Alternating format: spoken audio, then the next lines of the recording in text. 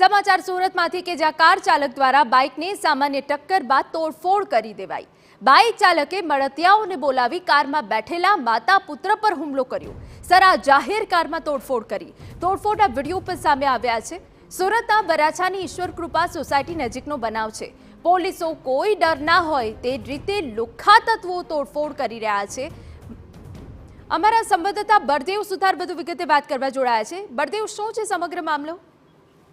સુરત શહેરની વાત કરીએ તો સુરત શહેરની અંદર સતત અલગ અલગ વિસ્તારોની અંદર અસામાજિક કિસ્સાઓ અને જે શેરી મોહલ્લાની જે નાકા ઉપર બેસતા લોકોનો જે ત્રાસ છે દિન પ્રતિદિન વધી રહ્યો છે। કારણ કે નાની નાની બાબતોને લઈને મારામારી સુધી લોકોને જે જીવલેણ હુમલો કરવા સુધીની જે ઘટનાઓને અંજામ આપતા હોય છે। ત્યારે વરાછા વિસ્તારની ગત રાત્રિની જે ઘટના સામે આવી છે કે જે કાર ચાલકને બાઇક સાથે અથડાતા અચાનક જ જે લોકો હતા તે ટોળું ભેગું થયું હતું અને જે બાઇક ચાલકને જે બોલાચાલી થઈ હતી અને ત્યારબાદ જે બાઇક ચાલકે તેના મિત્રોને બોલાવી અને જે કારની તોડફોડ કરી હતી અને કારની અંદર સવાર માતા પુત્ર ઉપર જીવલેણ હુમલો પણ કર્યો હતો।